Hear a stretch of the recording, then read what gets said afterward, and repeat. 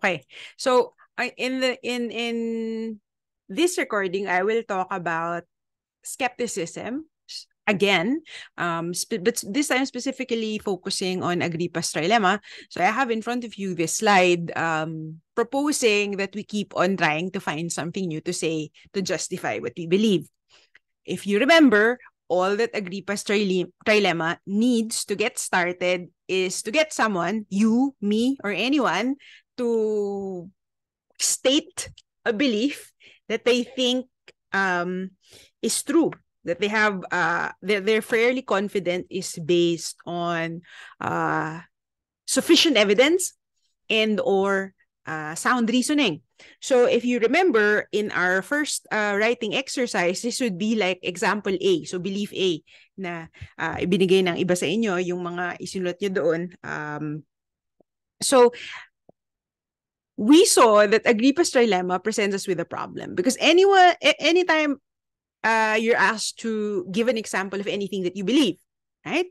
So for instance, you're asked what you believe, may pasok ba sa Thursday? May pasok ba may pasok ba sa Huwebes ngayong linggo? May pasok ba bukas kung Miyerkules nyo pinakikinggan itong recording na ito? Pag sinabi mong hindi, walang pasok kasi asynchronous ngayong linggo. The challenge posed by the skeptic is for you to answer a further question, but how do you know? You say, I know there are no classes, there are no classroom sessions because this week is fully asynchronous. But how do you know? I read the memo. I saw a tweet from the UPLB perspective, and there's a copy of the memo from the Chancellor's office that this week is asynchronous. And then you say, but they said that the transport strike is suspended on the third day. Hindi na tuloy na isang linggo. Pagkatapos ng 3 araw, sabi nila, stop na kasi may pag-uusap nang nagsimula. Ibig sabihin ba nun, may pasok sa Huwebes? So you're asked to justify further and further. So for any proposition P that you believe, that you think you're justified in believing, walang pasok ngayong Thursday, hahamunin ka nung skeptic na, okay, anong batayan yan? Pagka may sinabi kang iba pa, kasi nakita ko na ganito, may kasunod na tanong. Paano mo nalaman yung nakita mo na memo ay accurate? Paano mo nalaman na hindi binawi? Tapos pag may sinabi ka pang iba, sabi mo, wala namang lumabas na bagong memo eh. Wala namang sinasabi na binabawi yung memo na lumabas nung nauna. And then it keeps on going on. So you give another claim, E1, and then you say, okay, ito pa, isa pang claim, E2, E3. So, syempre, yung numbers, hindi naman yan nauubos, di ba? Parang walang katapusan. Parang hindi mo na nasabi na tama yung pinaniniwalaan mo kasi parang natigil ka. Yun yung nangyayari. So, the skeptic keeps on asking for further justification and further justification and further justification. And that is why the strategy of the foundationalist is to say, teka muna, natatapos din yan. Hindi pwede na tanong ka na lang ng tanong ng batay saan. May hangganan na pagka nakarating tayo doon sa foundation nga, doon sa kung saan nakaugat lahat ng alam natin, stop na. Wala nang further na tanong. Tama lang yun. Totoo lang yun. So, and then we saw that there were problems with foundationalism. So if we still want to prevent the skeptic from establishing her conclusion, and we are unimpressed by foundationalism because of the problems associated with it, and we think this regress of going further and further and not stopping is also not an option, what else is left? Ano pa natitira? Ang sagot, coherentism. So, coherentism is the third option in Agrippa's trilemma. So you don't try to keep on something, you don't try to keep on coming up with something new. You don't say justification ends somewhere and it stops there and there's no further justification after basic beliefs. Instead, you go around in a circle. So you say something that you've already said. So iikot ka. So hindi makaka-regress kasi magkakaroon ng pag-uulit. Hindi rin mangyayari na, sasabihin mo, stop na, ito na, ending na to. Hanggang dito lang yung justification. Right? So the basic idea behind coherentism is that our beliefs are justified as a totality, as a whole. Kabuuan na pwedeng scientific theory, pwedeng kwento kung anong nangyari. So this is why I have a picture of Sherlock Holmes, or Sherlock Holmes as portrayed by Benedict Cumberbatch in the famous series, because the main insight behind coherentism is this. Coherence implies objective truth. So nakikita natin yan sa detective fiction and even detection in real life, kasi totoo namang may mga detectives sa totoong buhay kasi may mga krimen na nangyayari sa totoong buhay. Tapos pagka may krimen na nangyari, kadalasan wala namang isang tao o CCTV na nahuli lahat ng nangyari, na kumpleto lahat ng ebidensya na nakita natin, lahat ng nangyari bawat segundo. Pagka may krimen, halimbawa may nakawan o kaya may namatay, darating tayo doon, nandun na yung katawan, nandun na yung parang nasirang pintuan, tapos nawawala yung mga gamit, yun nga, walang buhay yung katawan na nadagpuan doon. Tapos, etong mga investigador, so it's about looking for the truth. What was, in this case, what was, kung ano nangyari, kung sinong pumatay, right? So, what matters here is to come up with a coherent story that incorporates all the available evidence. It has to fit. So if the story fits, it's a likely theory that that's probably what happened. So it's a job of the detective to test that story. So you have a piece of evidence A, piece of evidence B, etc., kung ilan man yung ebidensya sa simula. Tapos mag-iisip siya, okay, and what story explains all of this? And then it is the story that you test. You don't test individual beliefs in that story. So, maghanap siya ng alibi ng suspect, or maghanap siya ng ibang pang suspect, or etc. So, the coherent system of belief, in this case, in a detective story, you come up with a sequence of events. This happened, and this happened, and this happens, and that explains why the knife is there. There's a blood spatter there, etc. Right? So, what we test is a story. It's an entire network of beliefs, instead of atomistic like the foundationalist na one by one yung testing ng beliefs, tapos may belief na talagang nakatirik doon sa doon tayo na kumukonekta sa kung ano nangyayari sa mundo. So the insight behind coherentism is we don't keep on saying something new to justify what we believe. We don't get into a vicious regress. Instead, we come up with plausible stories and then we verify that. This is not something that just happens in detective fiction. It happens in scientific theories as well. In science, we test hypotheses. So may hypothesis 1, itetest yan ng scientist. Hindi pa rin yun atomistic ayon sa mga coherentist. Kasi magkakaroon lamang ng hypothesis kung merong na pumapaligid na paradigm o overall theory, na some theory about how electrons interact with other electrons, for instance, and then you can have a theory that assumes certain things about electrons, and then you can test that hypothesis. But also, there's an accompanying theory. So yung kabuuan dito, hindi kwento kung ano nangyari, kagaya nung sa krimen, pero may kabuuan din. Hindi rin isa-isa na tingi-tingi yung mga paniniwala na tinetest. Right? So this is a very interesting idea, and it seems to have grounding in practice. Kasi pag tinignan nga natin yung trabaho ng detective, ganyan yung parang way of proceeding. Nag-iisip sila ng coherent story that fits with the facts, and then they test that. Okay. Now, what are the problems with coherentism? Coherentism does not come without problems. It has its own difficulties also. The first one is, at ito ang dahilan kung bakit may picture ako ng Ptolemaic model dito. Many systems of belief can be made coherent by adding a host of arbitrary assumptions.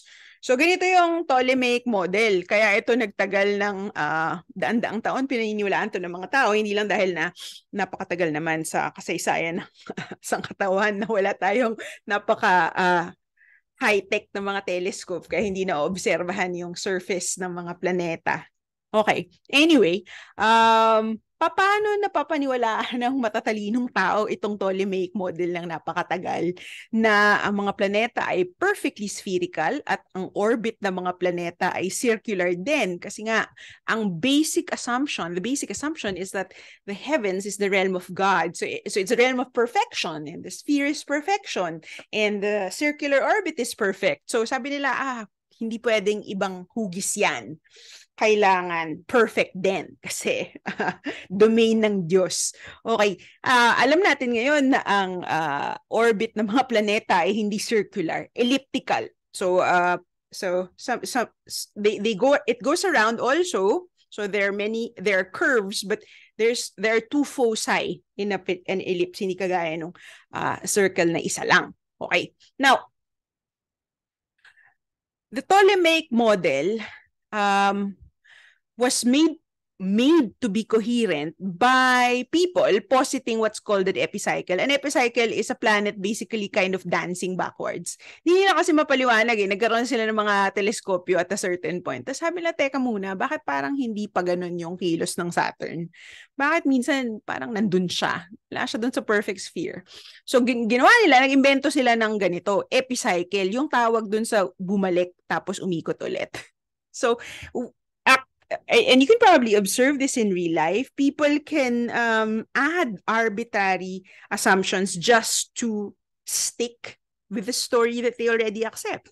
And we have seen this happen in a scientific theory as well. Granted, it was before the scientific revolution, but still, the Ptolemaic model is coherent. So it looks like simple coherence cannot be the sole basis for judging whether a belief or a system of beliefs is justified. Of course, marami rin interesanteng sagot yung mga coherentists dito. Ang isang sinasabi nila, okay, pwede mo sabihin yung Ptolemaic model ay coherent. Yung Copernican model ay coherent din. Coherent sila pareho. Pero, mas simple yung Copernican model. So, we should not believe in further complexities until it's absolutely necessary. So this is some version of Occam's razor. So some people talk about not just coherence but also elegance. That's actually what mathematicians, scientists, and even philosophers look for in a theory. It explains what happened, but in a straightforward way, in an elegant way, without adding too much unnecessary stuff. So maraming interesting discussions tungkol dito. Ang mga coherentists kasama na rin yung mga usapan sa philosophy of science. Hindi natin papasukin ngayon dito sa epistemology. Another challenge with coherentism is that coherentist justification seems to require the impossible. Namely, that we grasp our whole system of beliefs, all the beliefs and the logical interconnections among them, but nobody really does this. And maybe some philosophers try to do that, but it looks like a pointless enterprise to just sit there and try to think of all the things you believe and try to think about how all those things are connected and so on. Not least because as we move along in life, araw-araw may mga bagong paniniwala na dumarating sa atin. May mga balita, may mga scientific discovery, etc. So, coherentism seems to come with problems. So, ito na yung nakita natin, So, may problema si Descartes, meron siyang solusyon, tapos, naging foundationalist siya, tapos may mga problema yung foundationalism. Ayaw natin tanggapin yung conclusion ng skeptic, kahit na sinasabi natin na yung kanyang mga pagdududa ay mukhang batay sa katwiran naman. Pero ayaw nating tanggapin yung logical conclusion ng mga pagdududa na yon. So, punta tayo dito sa coherentism. Tapos nakita natin may problema pa rin. Pero teka, ano yung gagawin natin? So sabi nga ni Ernest Sosa, epistemology has been on a seesaw for a specific decade. Foundationalists are up, meaning they have better theories, they have better arguments, and then after a few decades, it's going to go down, and it's going to be the coherentists who have a better better set of arguments, and so on. And then it keeps on just going back and forth, and we just seem to be weighing two options that come with downsides and that don't explain enough. So we should do something else. Yung conclusion ni Sosa. Sa skepticism din, pwede natin sabihin, yun yung sinasabi ni Williams na mag-isip kaya tayo ng ibang tugon sa skepticism, right? So, the first response, according to Williams, the first strategy is to refuse to accept the terms set by the skeptic. So, I have here a picture of a bottle because the Wittgensteinian idea is that Wittgenstein says philosophy is about showing the fly out of the fly bottle. Yung parang may langaw na pumasok sa loob ng bote, tapos ang dapat mong gawin, tulungan yung langaw na makalabas dun sa bote. So, bakit gano'n yung sinasabi ni Wittgenstein? Anong tinutukoy niya? Sino yung langaw? Ano yung nangyayari? Wittgenstein alleges that philosophers' problems or philosophical problems appear intractable because we are misled by language, and we're also seduced by paradoxes and attractive ideas, and that philosophy consists in this therapeutic process where we withdraw from confusion and step back from tempting ideas that are actually quite mistaken when we look at them more closely. So, Williams is suggesting that we use a similar approach to skepticism. So the idea is the approach to skepticism is not to solve the problem, but to dissolve it. So that's another expression that we get from Wittgenstein. So the philosophical problem is not solved, it is dissolved. You show that it is based on something confused or misguided or a seductive but false idea. So this is what's being called a diagnostic approach. So ang pangunahing strategiya dito, itong nakasulat sa ikalawang bullet point.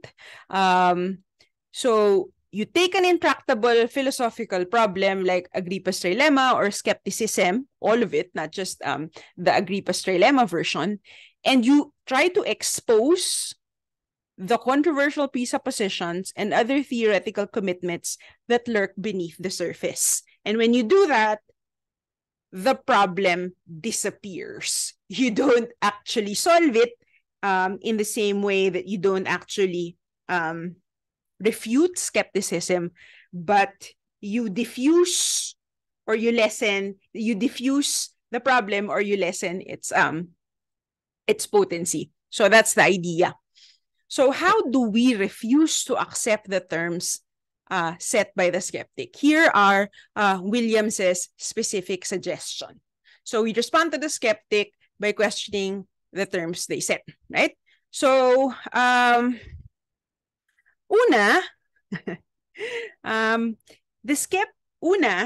kailangan nating pansinin na hindi naman makatwiran na kung may dalawang taong nag-uusap, may isang tao nagsasabi na, tawagin natin yung person A. Sabi ni person A, walang pasok ngayong Huwebes, ngayong Linggo.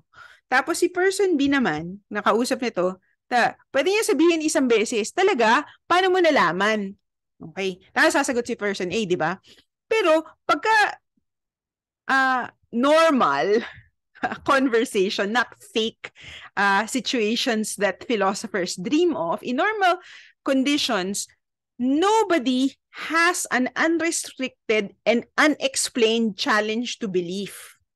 Kasi sinabi ng person, alam ko kasi may lumabas na memo dahil sa transport strike, tas di naman binawi. Parang ganon. Si person B, hindi makatwiran at hindi rin makatarungan na ang role niya lang sa conversation ay paulit-ulit na sabihin, paano mo nalaman? Paano mo nalaman? Paano mo nalaman? Kasi yung mismong taong nagsasabi na paano mo nalaman, batay saan yan, kailangan niya rin ipaliwanag kung saan ang gagaling yung pagdududa niya. Di ba? The philosopher Christine Korsgaard observed in one piece of writing that's actually not connected to skepticism, but I think this observation is very relevant. Korsgaard observed that there are only two questions that people are allowed to ask without explanation, and those questions are, what time is it and where's the toilet? Pagka nagtanong ka na, pag nagdududa ka, kailangan rin may batayan yung pagdududa mo. Hindi unequal yun. Pagka may isang tao na meron siyang pinaniniwalaan, tapos yung may isa pa siyang kausap na pinagdududahan yung pinaniniwalaan niya, pareho silang dapat magbigay ng katwiran, isa tungkol dun sa pinaniniwalaan niya, yung isa tungkol sa pagdududa niya dun sa kung ano man yung pinag-uusapan nila. So pareho silang kailangan magbigay ng mga dahilan, pareho silang kailangan maglatag ng ebidensya. Hindi tama na yung skeptic wala siyang tungkulin na maglatag din ng mga dahilan at ebidensya kung bakit hindi siya tumitigil. Tanong lang siya ng tanong, paano mo nalaman? Paano mo nalaman? Paano mo nalaman? So that's the term skeptic. And William says, this is the thing that trapped us. We should not grant that. We should not grant that. Right? So that's one way to question or to refuse to accept, even that's a stronger claim, to refuse to accept the terms set by the skeptic. The last point in this slide is very important. In the next one, I'm going to explain it in a bit more detail. William says, nobody should be allowed to assume the truth of a controversial position like internalism. Okay, internalism ay naisip ni Descartes na totoo yung internalism, pero hindi niya tinukoy, hindi niya rin pinaliwanag, hindi niya rin ipinagtanggol kung bakit kailangan tanggapin yung internalism. Yung pagkatapos ng ilang taon, daang taon yata ang lumipas, bago napansin ng mga tao, teka muna, merong false assumption si Descartes doon. I will try to talk about that. So that's the reason we have a picture of Descartes' skull as it is displayed in a museum in France. Okay, but anyway, what is internalism about? So ito yung differentiation, internalism versus externalism about justification. Okay. So, assume that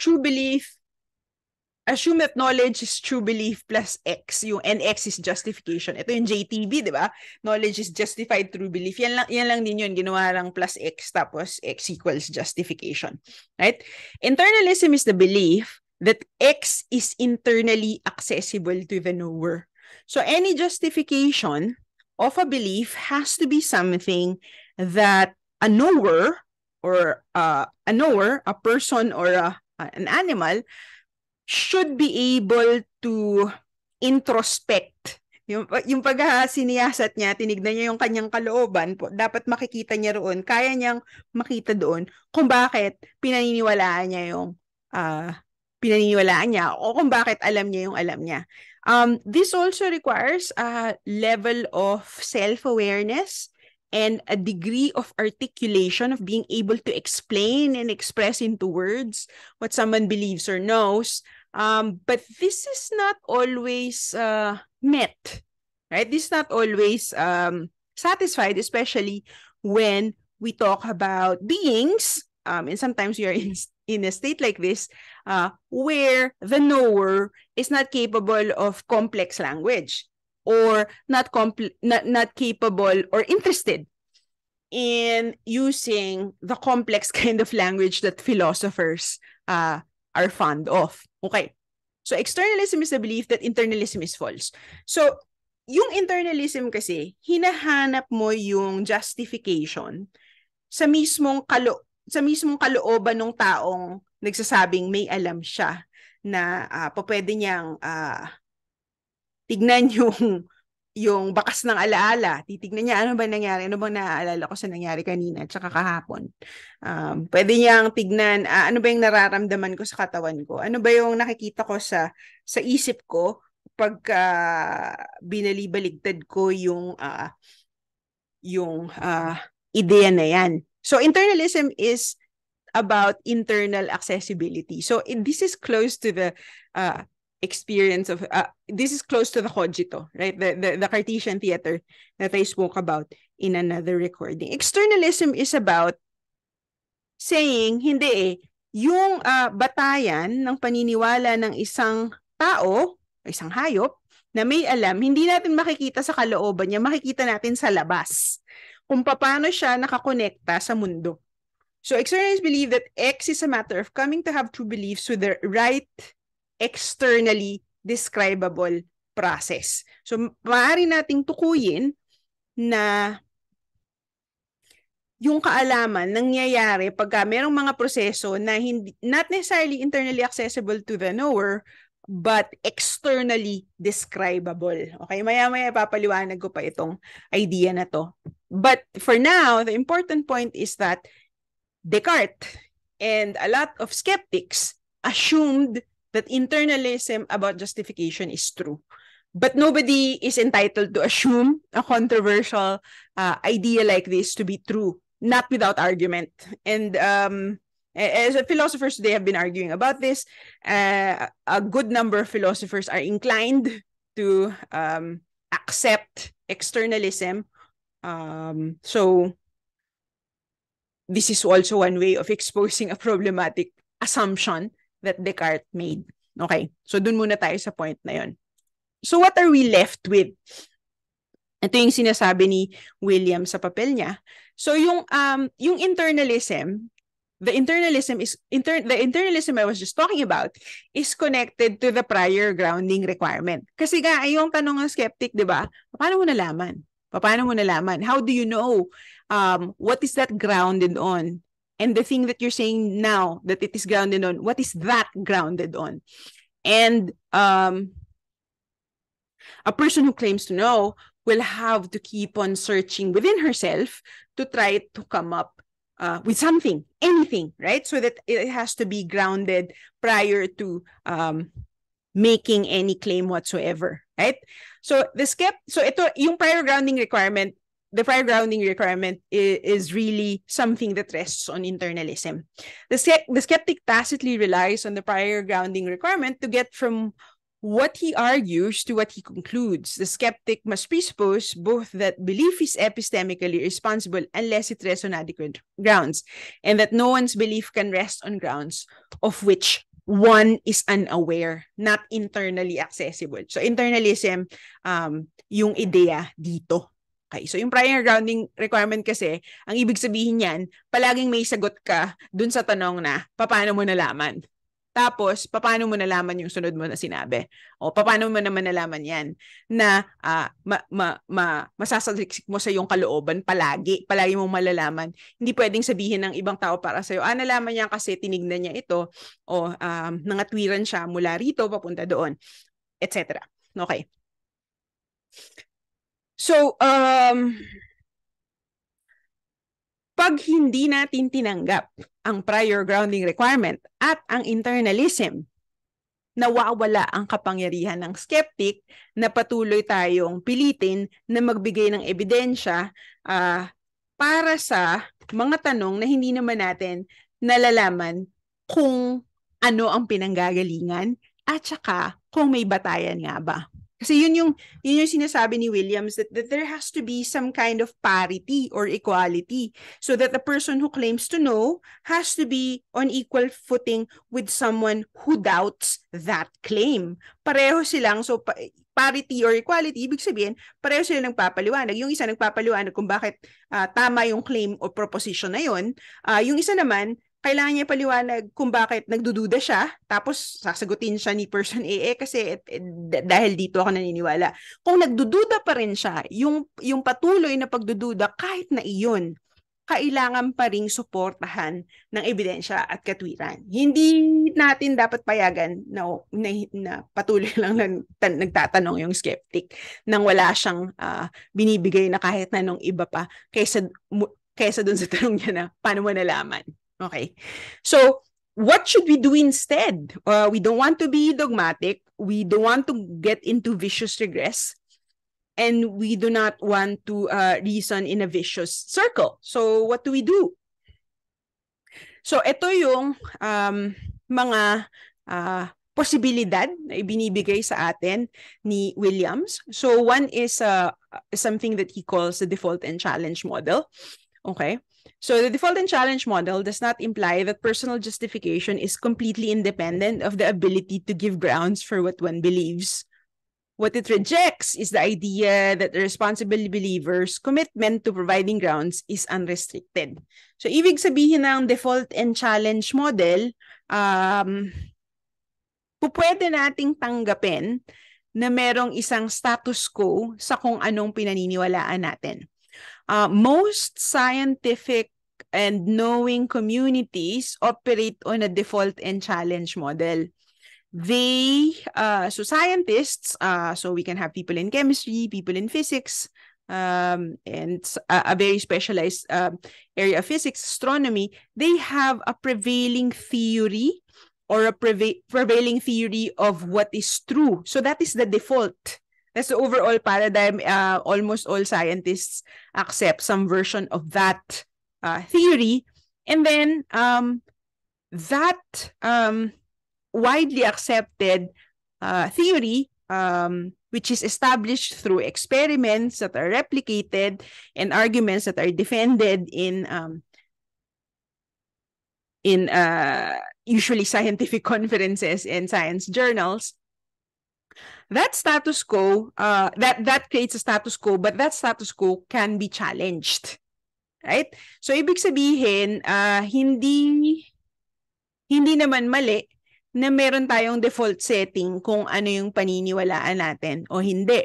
Pwede rin natin tong tukuyin sa kung ano yung pinaniniwalaan natin tungkol sa balita. Halimbawa, pwedeng ang default natin, naniniwala tayo sa mga mainstream or may paniniwala tayo pero hindi pananampalataya.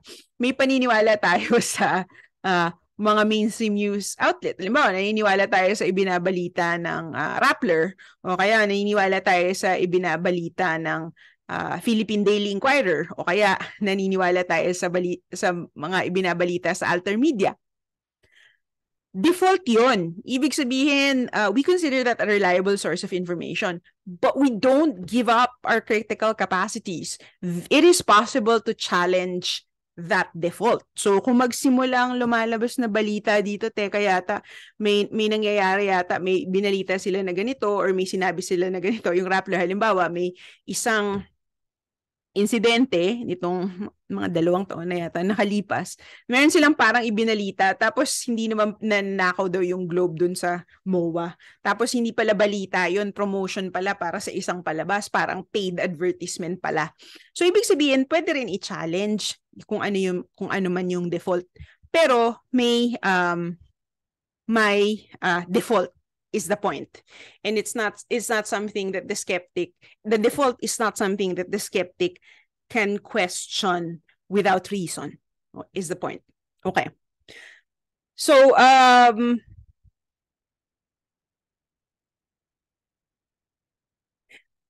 what about epistemic entitlements? Epistemic entitlements is that we assume certain things. So this can be I'll give 2 examples of this of epistemic entitlements. So there are epistemic entitlements that can go in different directions. In a criminal court, kabilang na yung mga criminal court dito sa Pilipinas, defendants or people accused of crimes are assumed innocent until proven guilty. So the entitlement is that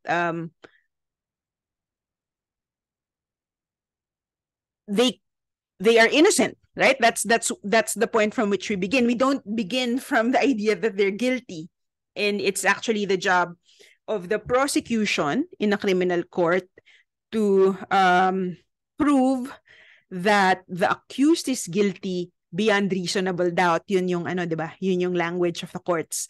That's the language of the courts. what about the defense? If the defendant is assumed innocent until proven guilty, so hindi kailangan patunayan ng defense na inosente yung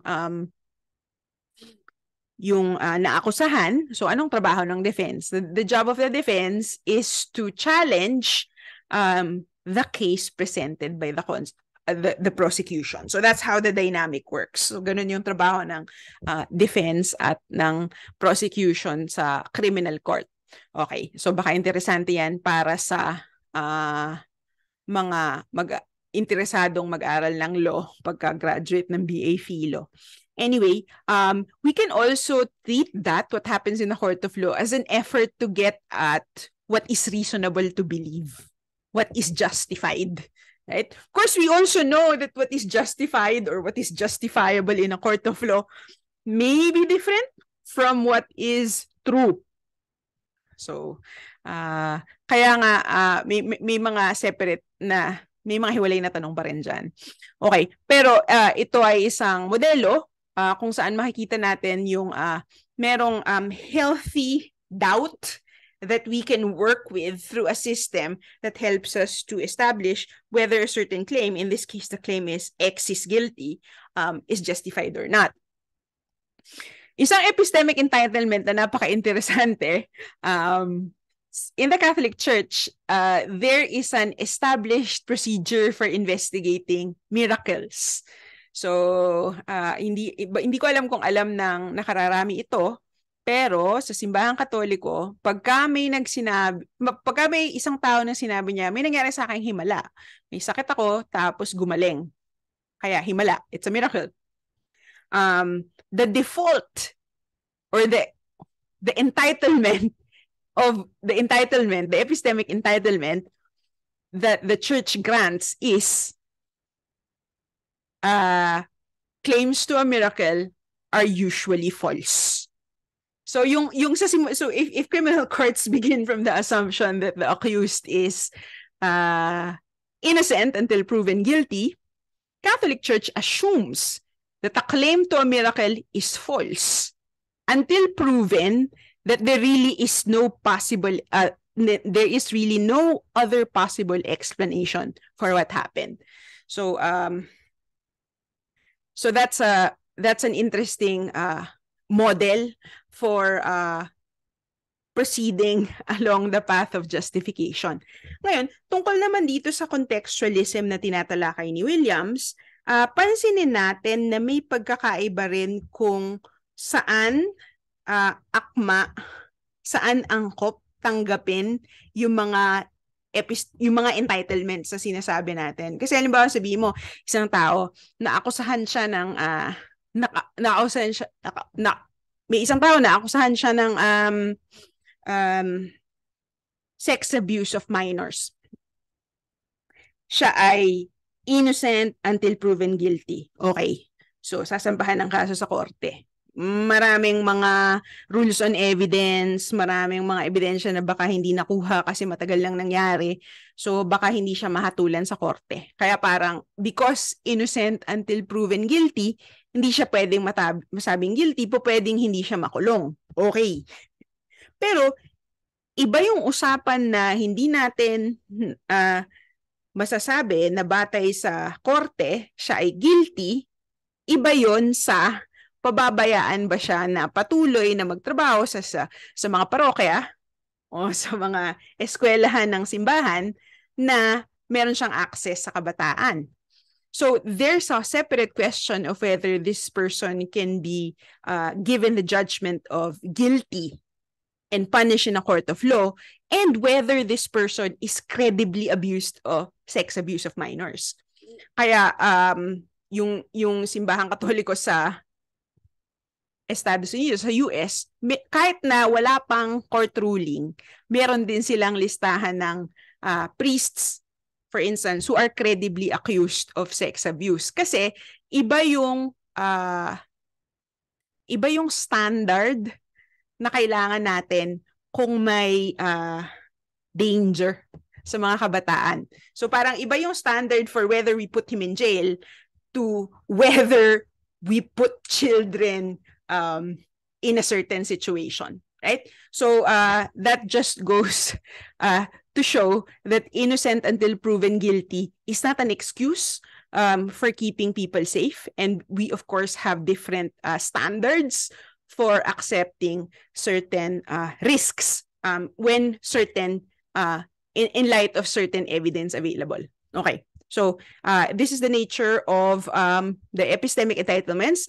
And what we have here is we have entitlements which are useful for moving forward, but they are always provisional, and this allows for correction and anti-dogmatism without succumbing to skepticism. Right? So yun yung kailangan natin ayon kay Williams na kung ang sinasabi ng skeptic, hindi tayo dapat maging dogmatic, pwede natin tanggapin yon.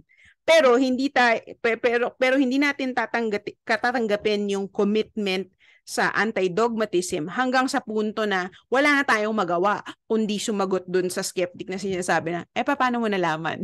So we have to move forward, right?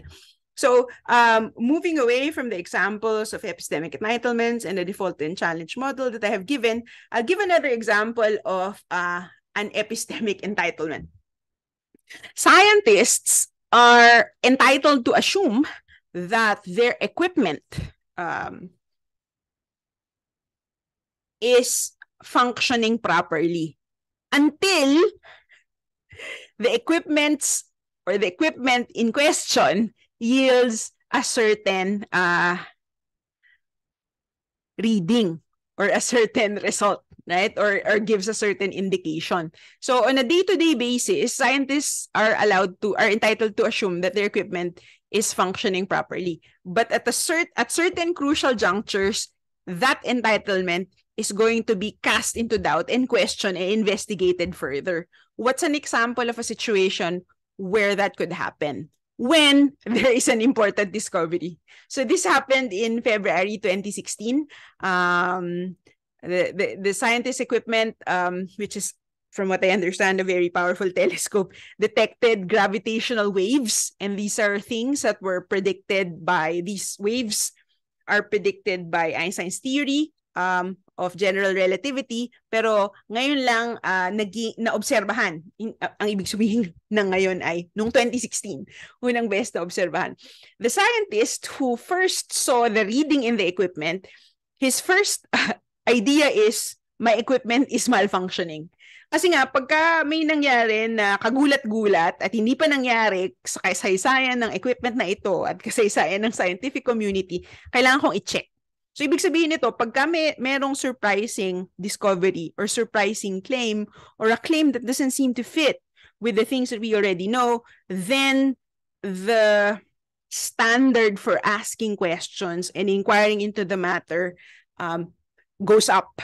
And we all, normally, kung gumising siya, nakita niya sa equipment niya, no gravitational waves, di niya kailangan i-check kung gumagana ba yung equipment niya. Pero nagising siya, nakita niya, may result dito na hindi nakita kahit kailan. Okay, check ko dahil ba yan sa may malfunction yung equipment, right? So this is a healthy way of proceeding with and accommodating questions, doubts, and so on, and making sure that there's integrity in our pursuit of knowledge and in our effort to justify our beliefs. Okay, so at this point, I end this recording here, and I hope this recording helped you to understand the reading, the Williams reading better.